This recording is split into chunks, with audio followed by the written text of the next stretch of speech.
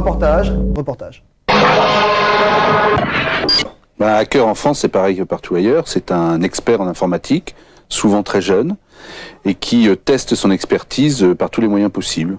Il présente des menaces extrêmement lourdes pour nos libertés. C'est-à-dire, moi, je le considère comme absolument insupportable l'idée qu'on puisse rentrer dans un ordinateur sans en avoir le droit. Vous allez voir comme c'est intéressant les courriers d'un ministre. Des hackers justement en voilà. Ils ont trouvé le mot de passe pour le courrier électronique du ministre des Télécoms. On se connecte et on va aller faire ce que fait l'assistante du ministre une fois par jour, c'est-à-dire récupérer le courrier que reçoit le ministre sur Internet. Donc on exécute la même procédure qu'elle fait. On a rentré son nom, son mot de passe qui est Spirou 7. Si on fait même la simple tentative, ça c'est important de signaler, c'est-à-dire que quand on utilise ces espèces de logiciels de scan qui vont tenter de casser des mots de passe par exemple, eh ben, il y a aussi des peines d'emprisonnement, donc qui vont jusqu'à 1 an d'emprisonnement et une amende aussi de la même façon.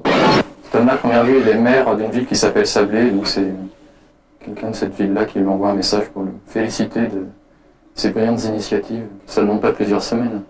C'est surtout une question de méthode, il ne faut pas faire d'erreur, il ne faut pas se faire remarquer, mais ce n'est pas d'une grande complexité technique. Parce qu'il faut déjà beaucoup de connaissances, il faut pouvoir les utiliser, avoir du matériel, donc j'allais dire, c'est pas quand même à la portée du citoyen lambda. Le ministre, on va aller changer ça.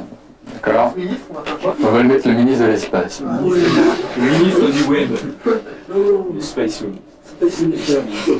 Ce qu'ils font n'est pas toujours dommageable, ça va pas causer, ça va pas bloquer quelque chose, ça va pas effacer, ça va pas de façon systématique.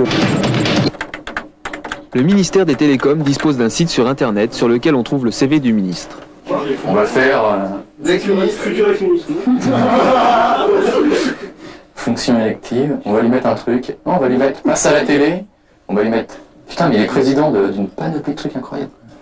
En fait ça c'est ce qui correspond, c'est la description de cette page-là, dans le langage de programmation pour décrire les pages. Après avoir trouvé où était stocké le CV sur le serveur du ministère, les hackers rajoutent une ligne à la bio de François Fillon. 1996. Alors il est président de quoi? Président Président des pirates de service. La page après modification. Et voilà, février 96. On lui a rajouté une petite ligne. J'espère qu'il va apprécier. Il ne faut pas non plus, je pense, fantasmer et voir Wargames à tous les coins de porte. Hein. On va pouvoir pirater à peu près n'importe quoi. Après, ça va être une question de moyens qu'on va pouvoir mettre en œuvre pour pouvoir le faire. Mais il n'y a pas de raison qu'on ne puisse pas rentrer. Mais moi, j'ai déjà vu sur Internet, j'ai rentré sur Internet sur des sites comme sites de recherche nucléaire ou des sites qui sont rattachés à l'armée. Il n'y a pas plus de sécurité qu'ailleurs. Et tu lances ton premier missile quand?